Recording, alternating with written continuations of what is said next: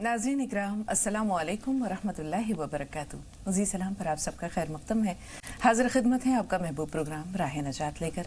मैं आपकी मेज़बान शगुफ्ता यास्मीन इस स्टूडियो और प्रोग्राम की रौनक को दोबाला कर रही हैं सिलसिला चिश्तिया साबरिया के साहिब निस्बत आलिम दीन और मारूफ इस्लामी स्कॉलर जनाब मौलाना अब्दुल्ला तारिक साहब। मिलकर इस्तकबाल करते हैं आप सबके हर दिल अजीज़, आप सबके अजीज़ मौलाना अब्दुल्ला तारिक साहब का स्टूडियो में इस्तकबाल पुरतपाक खैर मक़दम। और नाज़रीन आप सबको भी प्रोग्राम में जोड़ते हैं। आज के मौजू की तरफ आते हैं, ज़िंदगी की ठोकरें। जी हाँ, ये आज हमारा मौजू गुफ्तगू है जिस पर इंशाअल्लाह मौलाना साहब से भरपूर रहनुमाई आप सब तक पहुँचाने की कोशिश करेंगे। नाज़रीन, ज़िंदगी का जो सफ़र है वो बहुत सीधा साधा नहीं है, आसान और हमवार भी नहीं है। ऊंचे नीचे रास्ते हैं, टेढ़ी मेढ़ी पगडंडियाँ हैं और इन्हीं ऊंचे नीचे रास्तों में टेढ़ी मेढ़ी पगडंडियों से होते हुए इंसान उस मंजिल की तरफ जाता है जो अनदेखी है, अनजानी है, नामालूम है। रास्ते में बहुत सारी रुकावटें आती हैं, मुश्किलात आती हैं और कभी कभी ठोकरें भी लगती हैं। ये ठोकरें बड़ी बड़ी चट्टानों से नहीं लगती, बल्कि हम ये देखते हैं कि छोटे छोटे पत्थर भी हमें ठोकरों से दो चार कर देते हैं। ये ठोकरें हमें ख्वाब गफलत से जगाती हैं। ये ठोकरें हमें बहुत कुछ सबक देती हैं, नसीहत देती हैं और ज़िंदगी के सफ़र को आसानी के साथ या अपनी मंजिल तक पहुँचने के लिए रहनुमाई का भी ज़रिया बनती हैं और ज़िंदगी जीने का हुनर भी सिखाती हैं। तो ये ठोकरें कैसी होती हैं, कब लगती हैं और इनसे इंसान क्या दर्स लेता है मौलाना साहब? अस्सलामु अलैकुम वरहमतुल्लाहि वबरकातुहू। बिस्मिल्लाहिर्रहमानिर्रहीम। अल्हम्दुलिल्लाहि रब्बिल आलमीन वस्सलातु वस्सलामु अला सय्यिदिना व मौलाना मुहम्मद व अला आलिहि व अस्हाबिहि अजमाइन, अम्मा बाद। मोहतरम हज़रात, ये ज़िंदगी का सफ़र किसी शख्स के लिए तो बहुत दुश्वार होता है और कोई आदमी जानता नहीं कि दुश्वारियाँ होती क्या हैं। सारी ज़िंदगी चैन से गुजर गई, बचपन, जवानी, बुढ़ापा, माली ज़रूरत पड़ी वो सब मिल गए, सेहत से कोई मसला नहीं पैदा हुआ और किसी आदमी को बहुत दुश्वारियाँ होती हैं। लेकिन ज़्यादा कामयाब ज़िंदगी उसी शख्स की होती है जिसको जितनी ज़्यादा ठोकरें खानी पड़ती हैं। क्या हर ठोकर हमें कुछ दे के जाती है, हमें नागवार होता है लेकिन वो नागवारी हमें कुछ दे के जाती है। हम बचपन में जब पढ़ने को हमें माँ बाप भेजते हैं, हमारा दिल नहीं चाहता, हमें खेलना अच्छा लगता है, हमें सो जाना अच्छा लगता है। सुबह सवेरे माँ बाप उठा रहे हैं, उठो स्कूल का टाइम हो गया, मदरसे का टाइम हो गया, हम चाहते हैं पढ़े रहें। लेकिन जब हम पढ़ लिख के कुछ बन जाते हैं उस वक्त हमारे माँ बाप पूछें, बेटा उस वक्त तुम सोना चाह रहे थे, हमने तुम्हें जगाया था, अच्छा किया था बुरा किया था? तो वो कहेंगे अम्मी बहुत अच्छा किया था आपने। उस वक्त हमें पता नहीं होता। हर ठोकर जब हमें लग रही है वो हमें नागवार है, लेकिन वो हमारे उस्ताद हैं। गालिब ने एक शेर कहा है, वो कहते हैं कि तमाचा जो उस्ताद का लगता है वो हमें नागवार होता है, लेकिन वो हमें ज़िंदगी का बहुत कुछ दे के जाता है। इसलिए दुश्वारियों को दूर होने की तमन्ना न कीजिए, दुश्वारियाँ आएँ। वो जो किसी शायर ने कहा है ना, ये तो आती हैं तुझे ऊंचा उड़ाने के लिए, तुम दिए बादे मुखालिफ से न घबरा ए औकाब। ये तो आती है तुझे ऊंचा उड़ाने के लिए। जितनी ज़्यादा आप देखेंगे जो लोग हवाई जहाज़ का सफ़र करते रहते हैं उन्हें मालूम है कि जब मौसम ख़राब होता है तो पायलट और ऊपर ले जाता है, बिल्कुल। जब और मौसम ख़राब होता है तो और बहुत ऊपर ले जाता है, वहाँ जाके अमन मिल जाता है। तो झगड़ों से, आफतों से, नागवारियों से घबराना नहीं चाहिए, बल्कि उसका सबक लेना चाहिए। इसी वजह से बाद बुज़ुर्गों ने कहा है, बेवकूफ़ों से अकल सीखो। बेवकूफ़ों से अकल कैसे सीखी जाएगी? वो तो है ही बेवकूफ़, उसको उस्ताद कैसे बना लें? यहाँ बेवकूफ़ को एक अक्लमंद आदमी उस्ताद बना रहा है, इसलिए कि उसने जो ठोकर खाई सामने चलते हुए, हमें उससे मालूम होना चाहिए कि अच्छा ये क्यों लड़खड़ा के गिरने वाला था, बच गया, इस ईंट को इसने देखा नहीं, मुझे देख के चलना चाहिए। बिल्कुल। ये हर दूसरे की नाकामी हमारे लिए कामयाबी का पैगाम लाती है। बिल्कुल। और ये आपने बिल्कुल दुरुस्त फरमाया कि ठोकर उन्हीं को लगती है जिनकी ज़िंदगी में हरकत है, जिनकी ज़िंदगी में अमल है। वो लोग जो खामोशी से पड़े हुए हैं, ख्वाब गफलत में, उन्हें ठोकर क्या लगेगी? शायर ने कहा है ना कि ए मौजे बला उनको भी ज़रा दो चार थपेड़े हल्के से, कुछ लोग अभी तक साहिल से तूफान का नज़ारा करते हैं। तो यहाँ एक सवाल जो उभर रहा है जहन में मौलाना साहब, वो ये है कि ठोकर अमूमन या तो गाफिल खाता है या वो इंसान जिसमें एक मंजिल یا ایک پڑاؤ پار کرنے کے بعد دوسرے پڑاؤ کی طرف بڑھنے کا حوصلہ ہوتا ہے یا وہ ارادہ کرتا ہے. ان دونوں میں کیا فرق ہے مولانا صاحب؟ دیکھیے، جو آدمی حادثوں کو جھیلنے کی صلاحیت نہیں رکھتا، توانائی نہیں رکھتا، وہ اسے حالات بٹھا دیتے ہیں کہ اب تم زندگی میں چلنے کے قابل نہیں ہو، آرام کرو، مر جاؤ. جو آدمی ہمت رکھتا ہے، ٹھوکر کسے لگے گی؟ جو چلے گا. عربی کی ایک کہاوت ہے، لِكُلِّ جَوَادٍ قَبْوَةٌ، ہر تیز رفتار گھوڑے کو کہیں نہ کہیں ٹھوکر لگتی ہے. بے شک. نہ چلے گا نہ ٹھوکر لگے گی، نہ کام کرے گا نہ غلطیاں ہوں گی. تو غلطیاں ہونا اس بات کی علامت ہے کہ آپ کام کر رہے ہیں. جو کام نہیں کر رہا وہ کیا غلطی کرے گا؟ فیل کون ہوگا؟ جس نے پڑھا ہے اور امتحان دیا ہے. جس نے پڑھائی نہیں، اسکول کی شکل ہی نہیں دیکھی، وہ فیل کہاں ہوگا؟ تو زندگی فیل ہے اس کی. بالکل. فیل ہونا اس بات کی علامت ہے کہ آپ نے پاس ہونے کی کوشش کی تھی، کامیاب نہیں ہوئے، پھر کوشش کرو، پھر کوشش کرو. آپ نے وہ بہت مشہور واقعہ سنا ہوگا بابر کا، جب وہ لوٹ پیٹ کے ساری سب کچھ برباد کر کے بالکل تنے تنہا کرتے پجامے میں ہندوستان آیا تھا. اور اس وقت اس نے سوچ رہا تھا، کچھ بیٹھا ہوا پریشان تھا. ساری حکومت لٹ گئی، گھر لٹ گیا، بیوی نہیں، بچہ نہیں، خادم نہیں، کوئی سامان ہی نہیں ہے. وہ پریشان تھا، مایوس تھا. اس نے چیونٹی کو دیوار پہ چڑھتے ہوئے دیکھا. وہ چڑھی، گری، پھر اس کے بعد چڑھی، پھر گری.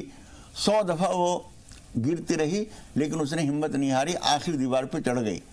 اس نے اس سے یہ سبق لیا کہ یہ چھوٹی سی جان اتنی ہمت رکھتی ہے کہ 99 دفعہ گرنے کے بعد بھی اس نے ہمت نہیں ہاری، آخر پھر چڑھی اور دیوار پہ پہنچ گئی. تو میں کیوں ہمت ہار جاؤں؟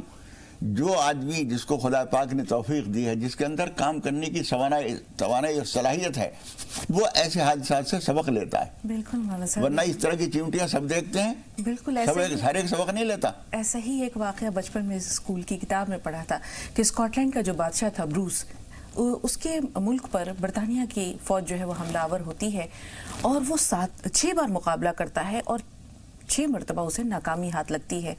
آخر وہ تھک ہار کر، جیسے آپ نے بابر کا واقعہ سنایا، وہ بھی ایک پہاڑ کے کھو میں، غار میں چلا جاتا ہے اور وہاں پر وہ پناہ لیتا ہے، چھپ جاتا ہے اپنے دشمنوں سے. ایک مکڑی کو دیکھتا ہے جو وہ جالا بن رہی ہوتی ہے اور وہ بنتے بنتے بار بار نیچے گرتی ہے. 6 مرتبہ نیچے گرتی ہے لیکن 7ویں بار وہ اپنا جال مکمل کر لیتی ہے. تو وہ سوچتا ہے کہ 6 مرتبہ تو مجھے بھی شکست ہوئی ہے، ایک اٹیمپٹ، ایک کوشش اور کرتا ہوں. وہ اپنی بچی کھچی فوج اکٹھا کرتا ہے اور اس کے بعد پھر حملہ کرتا ہے، پھر مقابلہ کرتا ہے اور 7ویں مرتبہ فتح اس کے قدم چومتی ہے. تو یہاں ایک بات اور سوال یہ اٹھتا ہے مولانا صاحب ان دونوں قصوں سے کہ عقل مند تو وہ ہے جو اپنی ناکامی سے سبق سیکھے. تو ناکامیاں انسان کو 2 طرح سے سبق سکھاتی ہیں. ایک وہ ناکامی ہوتی ہے جو انسان کو فتح سے ہمکنار کرتی ہے، دوسری ناکامی وہ ہوتی ہے جو اس کو روحانی طور پر اللہ سے جوڑتی ہے. کہتے ہیں کتنی ٹھوکریں ایسی ہوتی ہیں جن کے نتیجے میں انسان سیدھا سجدے میں جا گرتا ہے. تو یہ جو دونوں طرح کی ٹھوکریں ہیں یا دونوں طرح کے نتائج ہیں، یہ انسان کو کیا پیغام دیتے ہیں؟ دیکھیے، حقیقت تو یہ ہے کہ جو جدوجہد کرتے کرتے آخر کامیاب ہو گیا، اس نے بھی ان ناکامیوں سے سبق ضرور لیا ہے. اور جو آدمی دنیا کی بے ثباتی اور اس کو فنا سے سبق لے کے اللہ کی طرف گیا، کامیابی اس نے بھی حاصل کی اور یہ زیادہ بڑی کامیابی ہے. لیکن یہ اس کو ہم مایوسی کا سبق نہیں کہیں گے. آدمی اس کو سمجھتا ہے کہ دنیا کے ہمہ ہمی میں یہ کچھ نہیں کر سکا تو اللہ میاں کی طرف چلا گیا. ایسا نہیں ہے. یہ جو گیا ہے اللہ تعالیٰ نے اسے کھینچا ہے، اس کی مہربانی ہوتی ہے.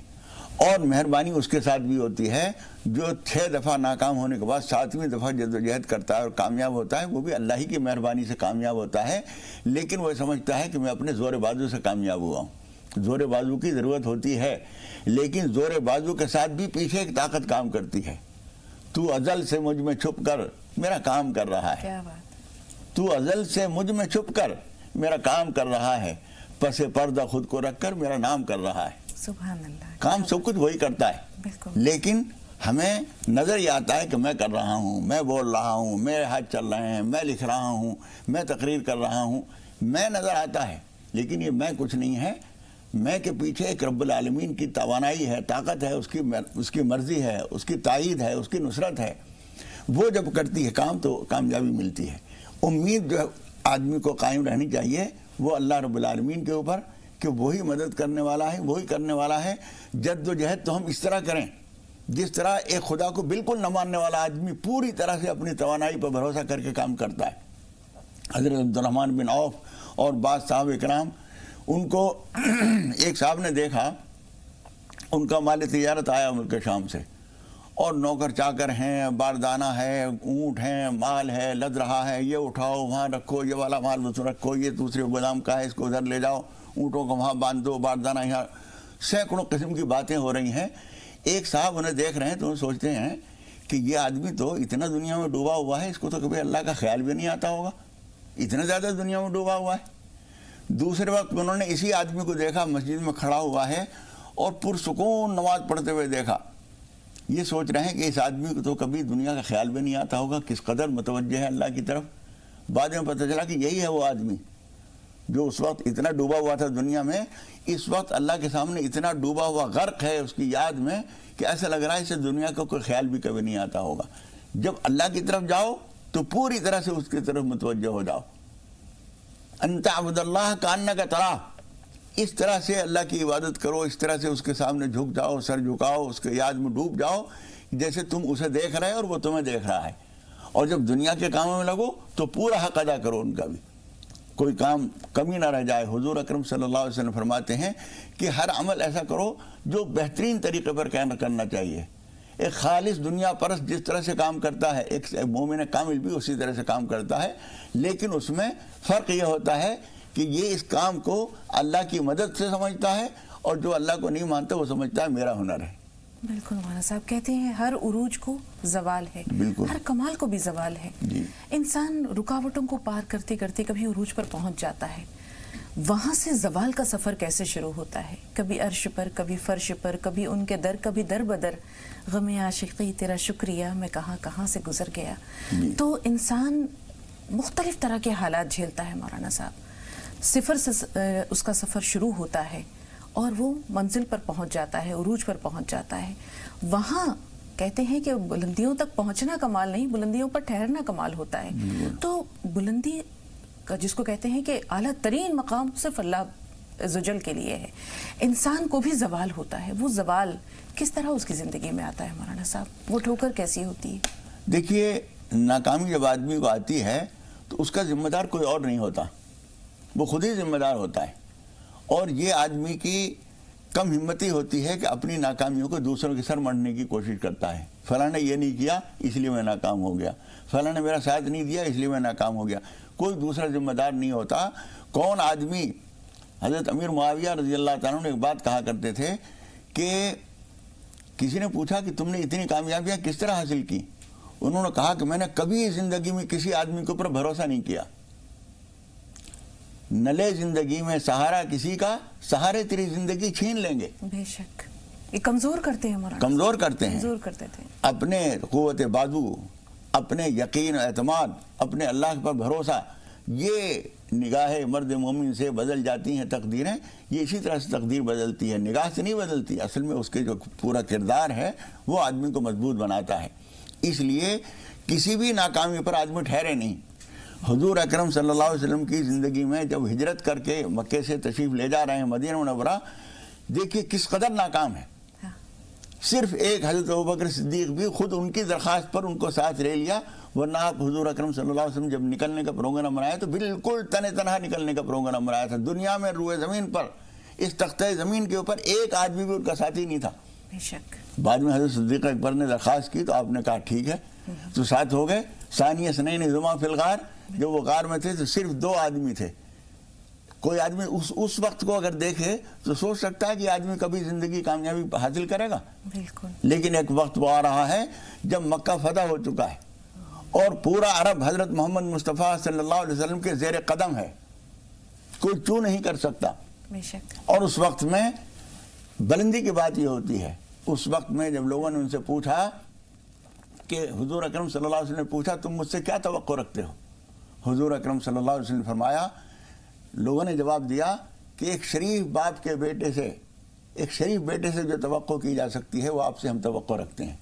حضور اکرم صلی اللہ علیہ وسلم نے وہی جواب دیا کہ میں بھی وہی کہوں گا جو کریم ابن الکریم یوسف ابن یعقوب ابن اسحاق نے کہا تھا لا تثریب علیکم اليوم انتم الطلقاء، تم سب آزاد ہو، سبحان اللہ. کسی پہ کوئی گرفت نہیں.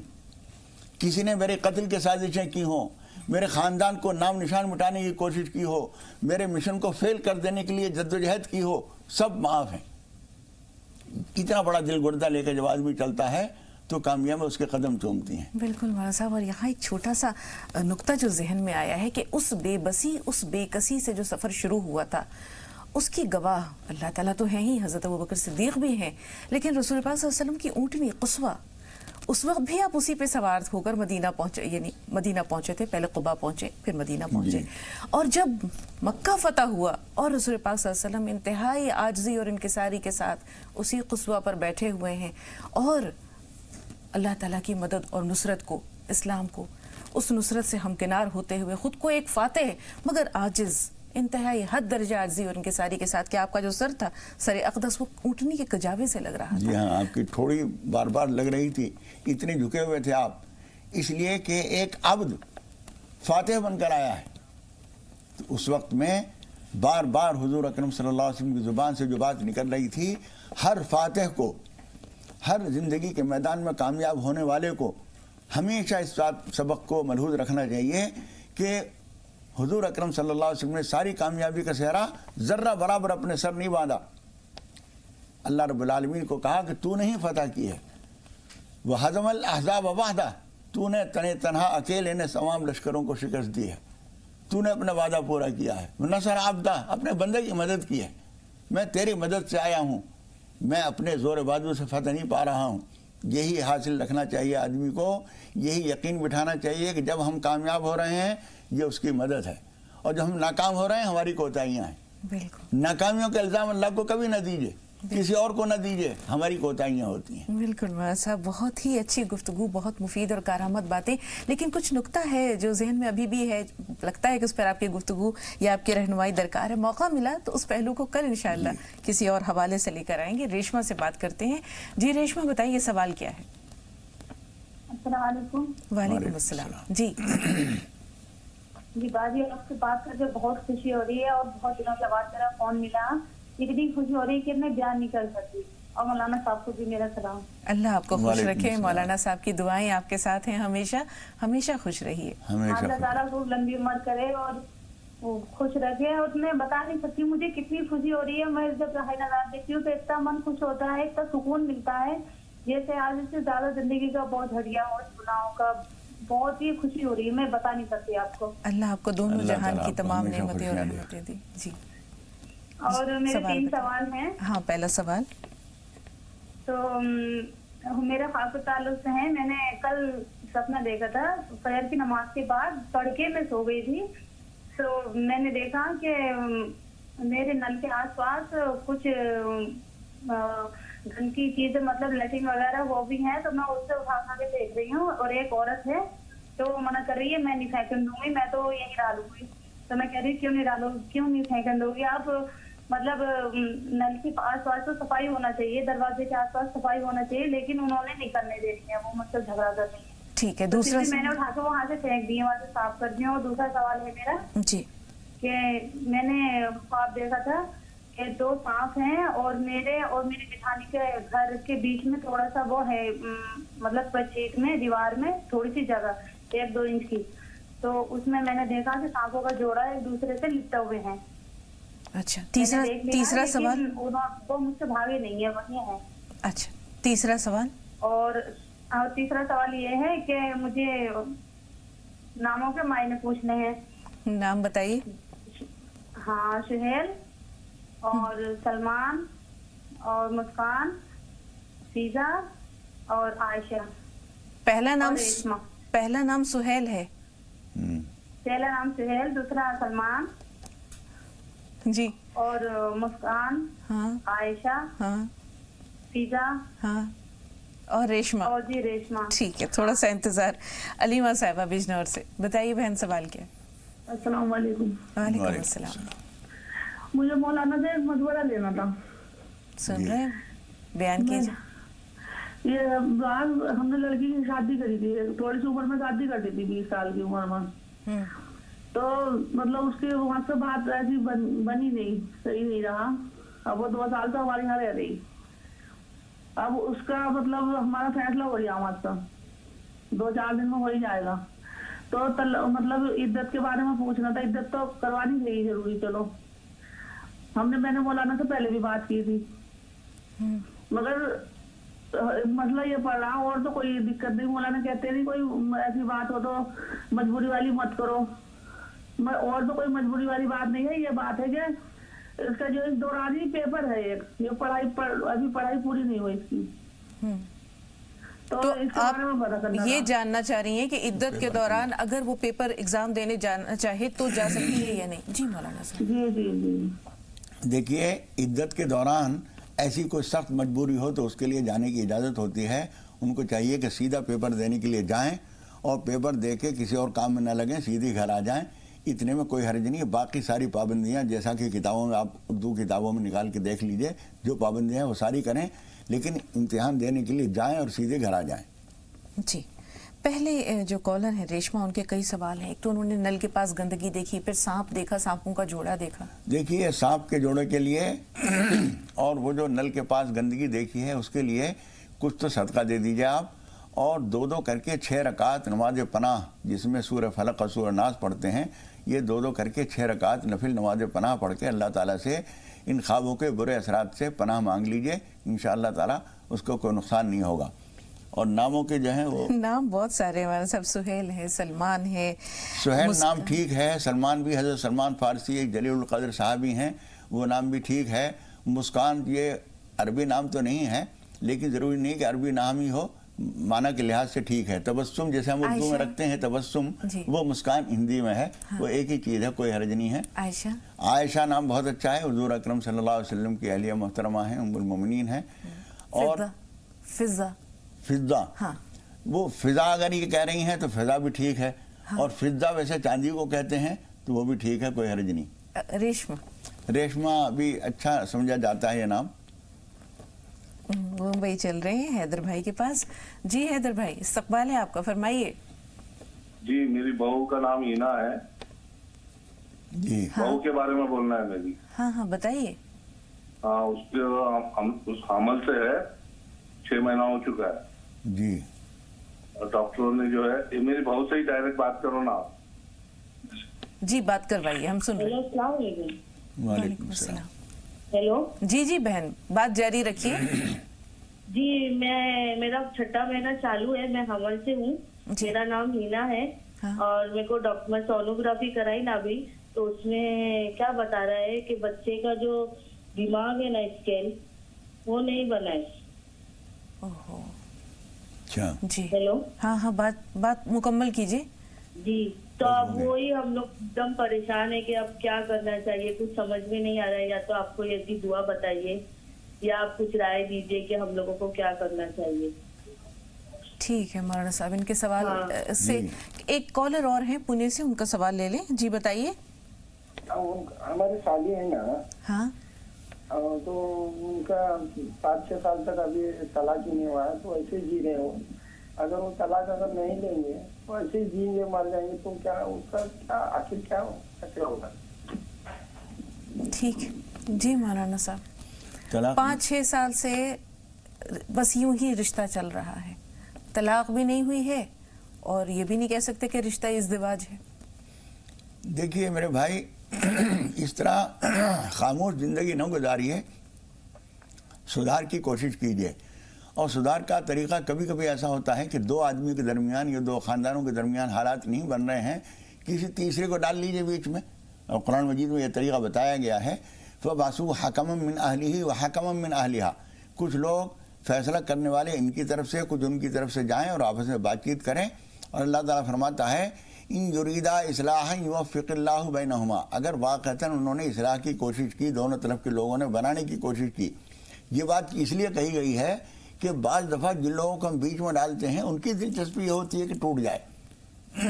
जिस आदमी को तुमने डाला है बीच में, वो लड़की उसे अपने बेटे के लिए अच्छी लग रही है, वो सोच रहा है मैं अपने बेटे की शादी कर दूंगा इस लड़की से, और जाके बीच में ऐसी बातें करूं कि टूट जाए, और फिर मैं कह दूंगा चलो वहाँ नहीं हुआ, मैं अपने बेटे से कर लेता हूँ। तो अगर वाक़तन वो इस्लाह की कोशिश करेंगे, युवफ़्फ़िक़ुल्लाहु बैनहुमा, अल्लाह ताला उनके दरमियान मुवाफ़क़त पैदा कर देगा। इसलिए बीच में डाल के कोशिश कीजिए, और सारी कोशिशों के बावजूद काम ना बने तो फिर लटकाए रखने के बजाय शरीयत ने जो तरीक़ा इख्तियार किया है वो इसलिए किया है कि मजबूरन मोहब्बत बोझ बन जाए तो उसका तोड़ना अच्छा। मगर मौलाना साहब, जहाँ मेरी सोच जा रही है कि 6-7 साल से ये रिश्ता टूटा नहीं, इसका मतलब दोनों के दिलों में जगह है, वो चाहते हैं कि एक बार फिर ये रिश्ता जुड़ जाए। हाँ, अगर लेकिन ऐसा है पहल जैसा मैं शुरू में कहा है, असल तो यही तरीका है, तो फिर लटकाए ना रखिए। बिल्कुल, बहुत देर भी कभी कभी हो जाती है। हाँ, बहुत देर करना बहुत ठीक देर हो नहीं है। जाती है। बहुत अहम सवाल है मौलाना साहब, जैसे उन्होंने कहा कि 6 महीने की प्रेगनेंसी है, लेकिन बच्चे का जो ज़हनी नशोनुमा है, जो दिमाग की साख्त है, वो पूरी तरह नहीं बन रही है या बन पा रही है। देखिए, आपको 2 काम करने हैं। एक तो एक बड़ी मकदार में कुछ सदका निकालिए, अगर आपके हालात साजगार हैं और अल्लाह करे आप कर सकें तो 1800 रुपये का सदका निकाल के किसी बहुत गरीब, मजबूर, परेशान आदमी को बिल्कुल खामोशी से दे दीजिए। एक तो ये कीजिए। दूसरे कि या बदी अल अजाइब बिल खैरी या बदीउ, या बदी अल अजाइब बिल खैरी या बदीउ, ये दुआ सुबह और शाम फजर में और इशा की नमाज में कम से कम 41 मरतबा पढ़ लिया कीजिए। 2 काम तो ये कीजिए, और फिर डॉक्टर से भी, किसी समझदार डॉक्टर से मशवरा कीजिए कि ये जो कमियाँ इसके अंदर, बच्चे के अंदर आ रही है, इसका कोई हल है तो वो उसकी तदबीर करें, और बाकी जो मशवरा वो दे उस पर कदम उठाइए। मौलाना साहब, ये जो आपने कलिमात बयान किए, बहुत आपने बताया है, कई लोगों को बहुत मुअस्सर है, बहुत बहुत मुफीद है, बहुत मुजर्रब है। इनकी ज़्यादा से ज़्यादा तादाद क्या हो सकती है? उठते बैठते चलते फिरते क्या ये पढ़े जा सकते हैं? उठते बैठते भी पढ़े जा सकते हैं, लेकिन किसी भी नमाज के बाद जब हम उसी कैफियत और उसी हयात में बैठे हुए होते हैं तो वो एक तरह से गोया हम नमाज से पूरी तरह बाहर नहीं हुए। सलाम फेरने के बाद नमाज तो ख़त्म हो जाती है, लेकिन वो राब्ता जो बंदे और खुदा के दरमियान बना था वो अभी थोड़ा सा बाकी होता है। इसलिए हम ये बताते हैं कि मुसल्ले पे बैठे बैठे ही पढ़िए, उसके ज़्यादा फ़ायदा होता है। बाकी चलते फिरते उठते बैठे हुए पढ़ेंगे तो इंशाअल्लाह ताला फ़ायदा होगा। और एक बात और बताता हूँ मैं, इस दुल्हन के वालिद और वालिदा और उनके सास ससुर वो भी नमाज तौबा पढ़कर अल्लाह ताला से माफ़ी मांगे। कभी कभी हमारी बात कोताहियों के असरात बहुत बहुत दूर तक पहुँचते हैं। बिल्कुल, इसलिए उनको भी नमाज तौबा पढ़कर अपनी खामियों कोताहियों की अल्लाह ताला से माफ़ी मांगनी चाहिए। बिल्कुल मौलाना साहब, और जैसे हम अभी ज़िंदगी की ठोकरों का जिक्र कर रहे हैं, हो सकता है हमारी किसी बात से किसी का दिल टूट गया हो, ठेस लगी हो, और वो पकड़ अल्लाह ताला के यहाँ हो गई हो, नतीजा बाद में आता है। अल्लाह ताला इनके हालात बेहतर करे, खैर आफियत और बिल्कुल सेहतमंद बच्चा इंशाअल्लाह दुनिया में आए, हमारी और आपकी यही दुआ है। लेकिन मौलाना साहब कहते हैं कि ठोकरें जो होती हैं वो जगाती हैं, खुशियाँ इंसान को सुला देती हैं, गम जगाते हैं, गम बेदार करते हैं। आपने और जागने ही के नतीजे में कामयाबी मिलती है, सोने के नतीजे में कामयाबी नहीं मिलती। जी, एक कॉलर है पुणे से, अपना नाम बताइए। हेलो जी बहन, सवाल बताइए और अपना नाम भी बताइए। अस्सलाम वालेकुम मौलाना को भी अस्सलाम। वालेकुम सलाम। हाँ, तो ये हमीदा जी, हमीदा साहब सवाल बताइए। मेरा सवाल ये है कि मेरी लड़की 17-18 साल की है, और जब वो 10वीं में थी ना, हम लोग ने मेरे ननन के लड़के के लिए ना उसको रिश्ता तय करे थे, लेकिन अभी वो दोनों भी नहीं बोल रहे, तो उसके बारे में मौलाना से दरख्वास्त से कुछ बताए। और मेरा लड़का है वो अभी सीए बन रहा, पहला ही साल है, उसके बारे में मौलाना से कुछ दुआ है। माशाल्लाह दीनदार है, माशाल्लाह। ठीक है बहन, आपकी बच्ची के ताल्लुक से एक सवाल है। आप ख्वाहिशमंद हैं कि वहाँ रिश्ता हो जाए, बच्ची, वो लड़की और वो लड़का आपस में, उन दोनों की तबीयतों में मुआफ़क़त नहीं है। मौलाना साहब आप ही बताइए क्या किया जाए। देखिए, पहली बात तो ये, इनके अलावा दूसरे तमाम माँ बाप के लिए मैं दरख्वास्त कर रहा हूँ कि बहुत पहले से रिश्ते तय न कर दीजिए। हाँ।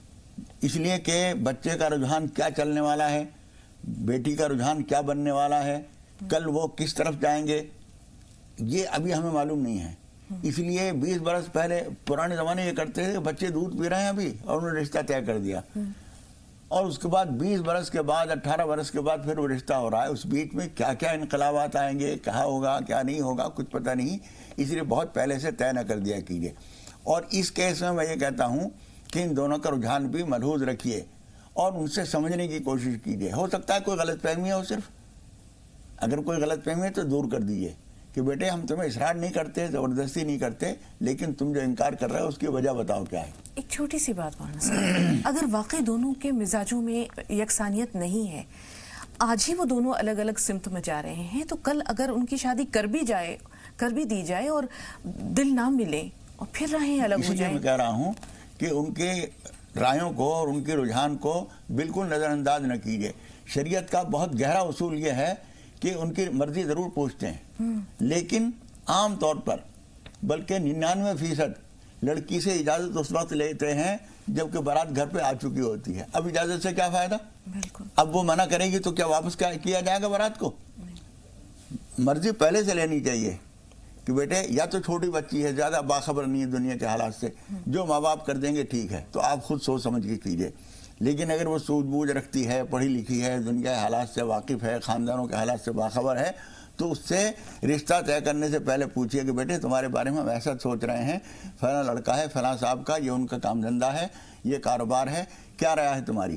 سوچ لو, سمجھ لو, پھر ہمیں بتا دینا. پھر وہ جو کچھ کہے, اگر وہ کہے کہ ابو جیسے آپ کی مرضی ہے, امی جیسے آپ چاہیں کر لیں, تو پھر ٹھیک ہے کر دیجئے, ورنہ ان کی رائے کو نظر انداز نہ کیجئے. اور اجازت لینا بھی عین وقت پہ جو ہوتا ہے وہ غلط ہوتا ہے. بالکل. زندگی جس نے گزارنی ہے مولانا صاحب, اس کی رضامندی ضروری ہے. بیٹے کے لیے دعا مولانا صاحب سے ضرور جانیں گے. مظفر نگر چل رہے ہیں, کالر ہمارے ساتھ ہیں. جی بتائیے بہن, سوال بتائیے.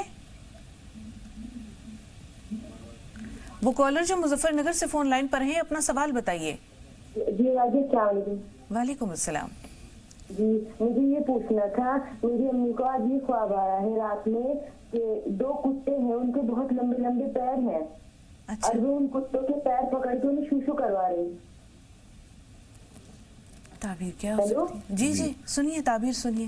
جی اور ان کی ساتھ میری خالہ ہے بڑی والی, جن کا انتقال ہو چکا ہے.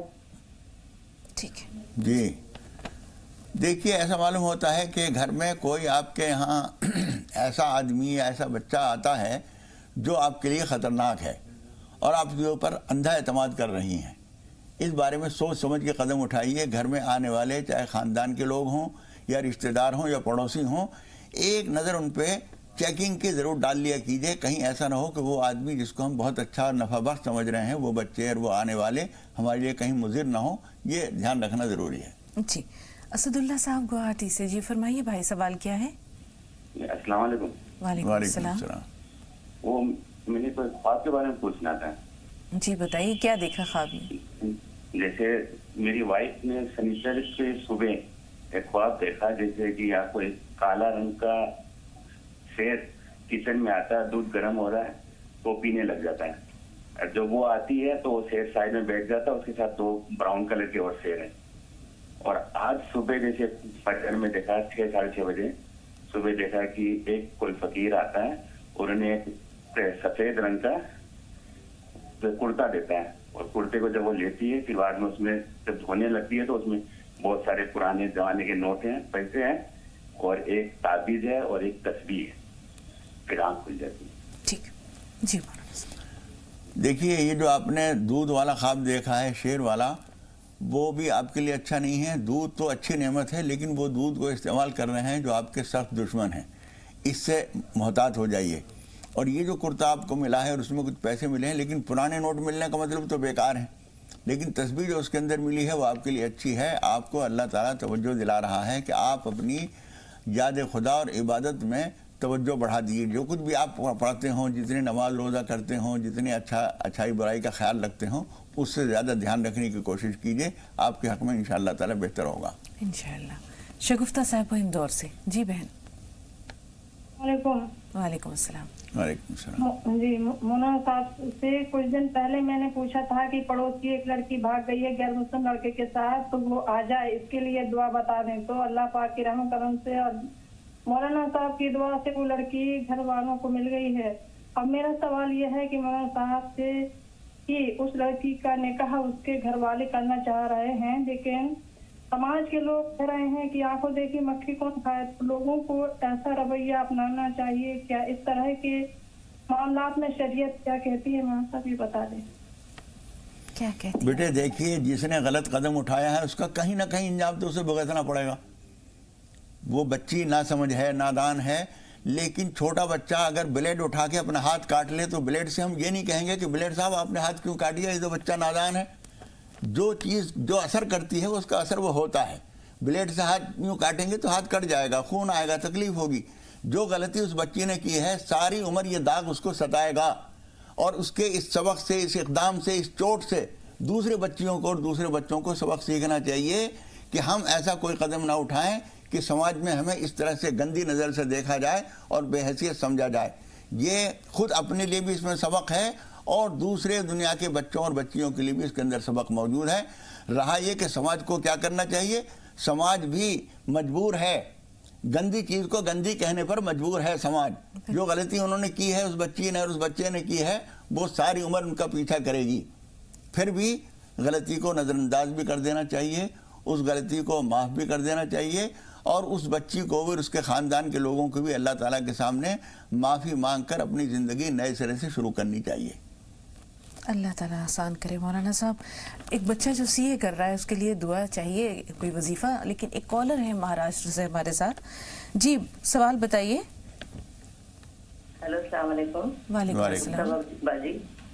وعلیکم السلام ورحمۃ اللہ وبرکاتہ. جی آپ کا پروگرام بہت اچھا لگتا ہے ہم کو. بہت بہت شکریہ بہن، اللہ آپ سب کو جزائے خیر دے. جی خواب سے سوال کرنا ہے. جی مولانا صاحب سن رہے ہیں، بیان کرتی جائیے. خواب میں زیادہ کر کے لیٹرین آتا ہے، لیٹرین وغیرہ بہت دکھتا ہے، چپل وغیرہ دکھتی ہے، اور کدھر جاتے رہتی ہوں میں تو راستہ جیسا ملتا نہیں ہے. ٹھیک، ہمیشہ جیسا خواب آتا ہے، اور پانی وغیرہ بہت دکھتا ہے. جی سنیے، غور سے سنیے. جی مولانا. دیکھیے، راستہ نہ ملنا اس بات کی علامت ہے کہ خدا نخواستہ دینی معاملے میں آپ سے کچھ بھول چوک ہو رہی ہے.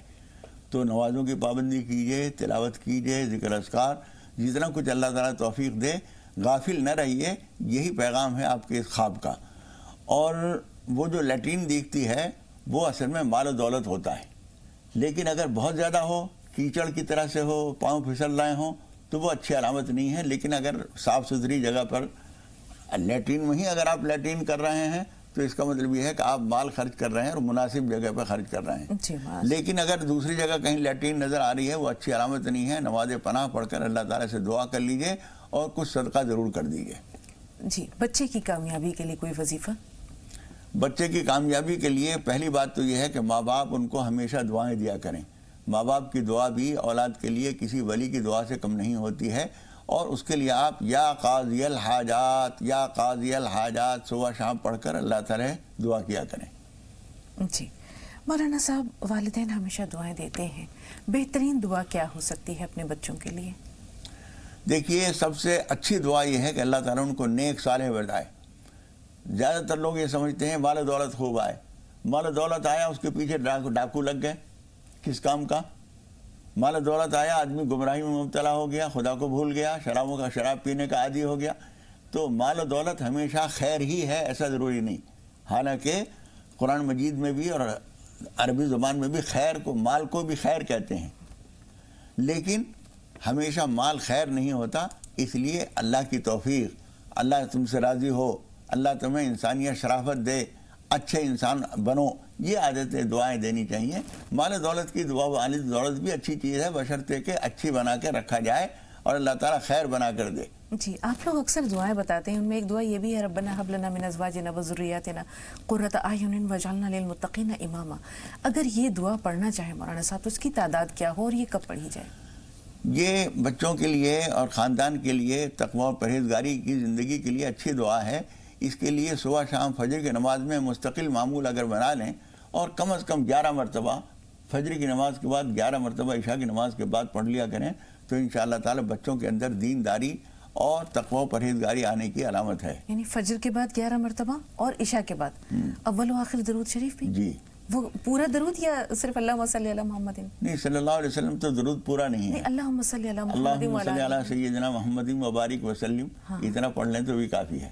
بہت بہت شکریہ مولانا صاحب، اللہ تعالیٰ آپ کو درازی عمر عطا کرے، آپ کو صحت و عافیت دے، اور اسی طرح آپ کی موجودگی سے تمام ناظرین اور ہم خود بہریاب ہوتے رہیں.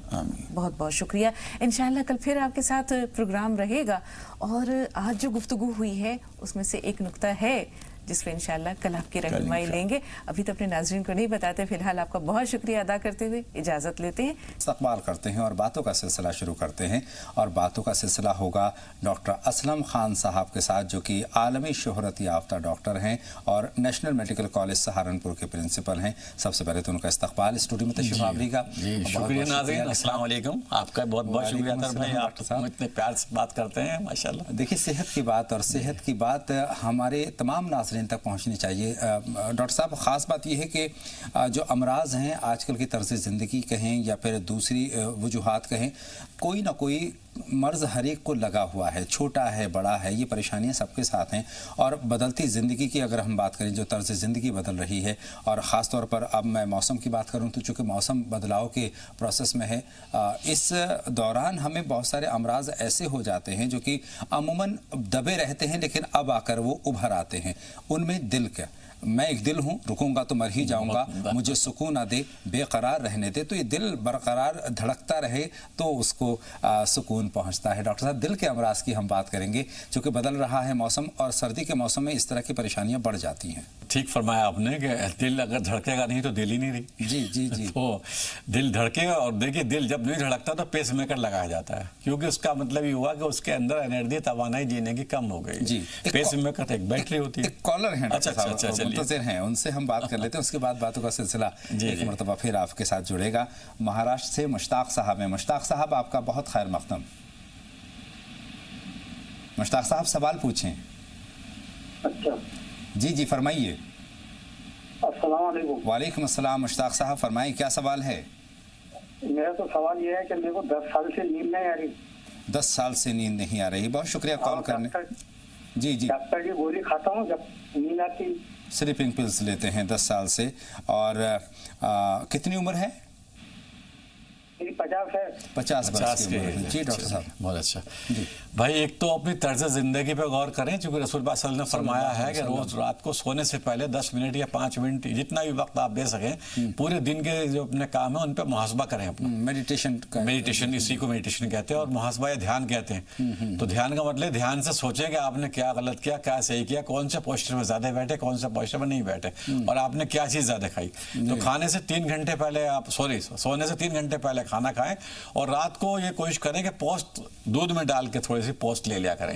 पोस्ट जी जी जी जी हाँ, पोस्ट जो एसिडिटी होती है वो ले लें आप, और साथ साथ जो ये एनोरेक्सिया कहलाता है, नींद ना आना कहलाता है, इंसोम्निया कहलाता है। तो इसके लिए आप, हमारी एक माजून है और एक कैप्सूल हमने बनाया है खास तौर से, उसमें व्हाइट मूसली का कंटेंट रखा है हमने, और व्हाइट मूसली जो है वो नींद आवर होती है। जी जी। तो उसको आप मंगाएं हमारी NMCpharma.com से, और वो खाएं। इंशाल्लाह 15-20 दिन बाद ही आपका फोन आएगा इंशाल्लाह दोबारा से कि आप ठीक होने लगेंगे। सही बात है, आपने जो वजूहात बताई हैं उनका ख्याल रखें। जो अपनी परेशानी रात को सोते वक्त खुदा पे छोड़ दें, और बिल्कुल सबको माफ करके सोएं, आपको बहुत अच्छी नींद आएगी। सबसे अहम बात अल्लाह माफ करेगा। और सबसे अहम बात है कि आप इशा की नमाज अदा करें और खुशी खुशी हर काम को करें, तो ये भी कहीं ना कहीं मददगार। बिल्कुल सही फरमाया आपने कि देखिए, अपना हक सिर्फ खुदा से मांगे। अगर आपके कुछ हकूक लोगों पे उसकी वजह से आप इरिटेट रहते हैं, बिल्कुल मत रहिए, वो छोड़ दीजिए उन पे। अपने हक तो आप सिर्फ अल्लाह से मांगे। सही बात है। इंशाअल्लाह ताला इन दवाओं का इस्तेमाल करेंगे। कब तक इस्तेमाल करना है डॉक्टर साहब? 3 महीने कर लें, 15 दिन से फायदा होने लगेगा इंशाल्लाह। 15 दिन में ही फायदा, सुकून की नींद आएगी। लेकिन ये दोबारा जरूरत ना पड़े, इसलिए रिपीट करते हैं। उम्मीद है मुश्ताक साहब को अपने सवाल का जवाब मिल गया है, लेकिन हम बात कर रहे हैं दिल की। डॉक्टर साहब जी जी, दिल जो है, देखिए सबसे ज्यादा हमारी बॉडी में सबसे ज्यादा मेहनती है, कोई मसल्स जो है, ये कोई आज़ा जो है, वो दिल है, इसमें कोई शक नहीं। तो इसको गर्म रहना, इसका हमेशा चलना बहुत ज़रूरी है। तो इसके लिए तो ये ख्याल करें कि सर्दियों में खासतौर से खून जम जाता है। तो जब खून जम जाता है तो इस पर जोर ज़्यादा पड़ता है, क्योंकि जमा हुआ खून को धक्का देना, और एक पानी की बाल्टी फेंकना, और एक तारकोल से भरी हुई बाल्टी फेंकना। आप खुद सोच सकते हैं, एक तसव्वुर कर लें तो कितना जोर पड़ता है। तारकोल की फेंकेंगे एक आदमी, और पानी की फेंकेंगे तो आसानी से। तो ये 4 चैम्बर्स हमारे दिल में होते हैं, 2 आने के और 2 जाने के, या तो ये तो कह लीजिए खून आने के और खून जाने के। तो लेकिन अल्लाह ने कुरान में कहा कि अल्लाह ने हर इंसान को एक दिल दिया, 2 दिल नहीं दिए हैं। 2 दिल का मतलब क्या है कि जिसमें मोहब्बत आ रही है, जितनी मोहब्बत आप लोगों को देंगे उतनी मोहब्बत आपको आएगी। ये 4 चैम्बर्स का एक ये भी रूहानी पहलू है। तो खूब लोगों को मोहब्बत दीजिए, क्योंकि जो आप लोगों को देंगे वही लौट के आपके वापस आएगी, और जब वो आएगी तो आपके दिल को फरहत और महसूस होगी, और आपके दिल की स्पीड जो है वो बिल्कुल मेंटेन रहेगी, आपको पल्पिटेशन नहीं होगा। सही बात है, खाने में सादगी हो, खाने में सादगी हो, अल्लाह से लगावट हो, बिल्कुल अल्लाह से मोहब्बत हो, और 2 दिलों की बात ना हो, जो बात दिल में है वो बात जुबान पे हो। सही बात है। तो नहीं होगा। फिर भी हमने हार्ट टू रेस्ट बनाया है इसके लिए, जो हार्ट को रेस्ट देता है। माशाल्लाह इतने लोग खा रहे हैं जो पहले ये दवाई हमारी जो ऑपरेशन के लिए रेफर कर दिए गए थे एम्स में या दूसरी जगह पर, यहाँ 5-5 लाख 6-6 लाख रुपए खर्च होता, वो हार्ट टू रेस्ट कैप्सूल और हमारी गोल्ड वाली माजून, जो गोल्ड जो है वो हार्ट के लिए जबरदस्त फायदा करता है, याददाश्त के लिए, हार्ट के लिए, सेक्स के लिए। मतलब ये कुछ ऐसी बीमारियां हैं, और ओल्ड एज में जो प्रॉब्लम हो जाती है, जैसे मिसाल के तौर पर हाथ पैर कांपना है, ये स्किन खराब हो जाना है, तो अगर आप ये हमारी गोल्ड माजून लेते रहेंगे गोल्ड वाली, तो बिल्कुल परेशानी होगी नहीं। देखिए आप हार्ट का ऑपरेशन भी कराना चाहें तो 3-4 लाख रुपए, अगर 15-20 हज़ार रुपए के आपने दवाई खा भी ली है माशाल्लाह, तो आप हमेशा के लिए ठीक हो जाएंगे। सही बात है। और साथ में ग़िज़ा का भी ख्याल रखें, आपकी कुव्वत मुनाफिज बढ़ जाएगी, हार्ट को तवानाई मिल जाएगी।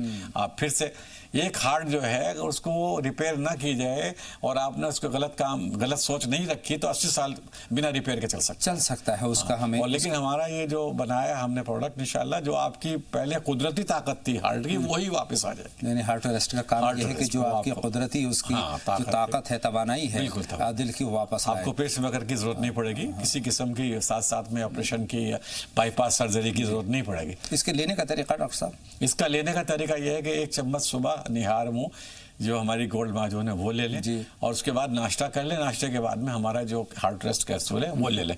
अगर प्रॉब्लम ज़्यादा है, 70% से ज़्यादा, तो 2 कैप्सूल लें, एक सुबह एक शाम लें, वरना तो एक ही बहुत रहता है इंशाल्लाह ताला। जी बिल्कुल, सारे इसमें इंग्रेडिएंट टोटल हर्बल हैं। सही बात है। और इसमें ख़ास बात यह है, जो हर्बल मेडिसिन होती हैं या फिर जो यूनानी पैटर्न पर होती हैं, आयुर्वेद पर होती हैं, उसमें ग़िज़ा की ग़िज़ा और दवा की दवा। भाई हज़रत अबू सुफियान को हार्ट अटैक हुआ तो रसूल पाक सल्लल्लाहु अलैहि वसल्लम ने दवा बताई थी, नेचुरोपैथी की तो बताई थी, सादी दवाई तो बताई थी, उसी की फंकी 15 साल लगाई इन्होंने, और उसके बाद घोड़े पे उन्होंने जंग भी की और तमाम काम किए, कभी उन्हें प्रॉब्लम हार्ट पेन नहीं हुआ। आज जरा सी बात होती है, जिससे बात करो मेरे हार्ट पेन हो रहा है, मैं यहाँ बैठा हूँ, मैं वहाँ बैठा हूँ। भाई बिल्कुल मत डरिए आप, हम एकदम नेचुरोपैथी में आइए, आपको हम डिटॉक्सिफाई करेंगे।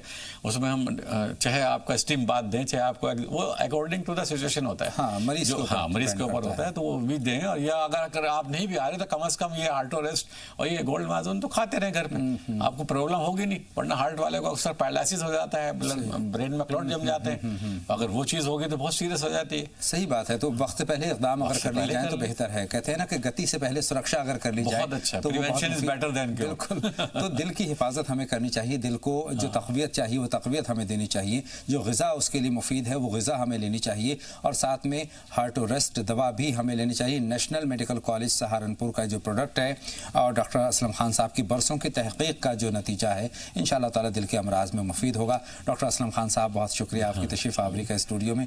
नाज़रीन, राह निजात में आज के लिए बस इतना ही। अपने मेज़बान आथर को भी इजाज़त दें, लेकिन आप कहीं ना जाए, लगातार देखते रहें जी सलाम। इजाज़त दें। अस्सलाम वालेकुम व रहमतुल्लाहि व बरकातुहू।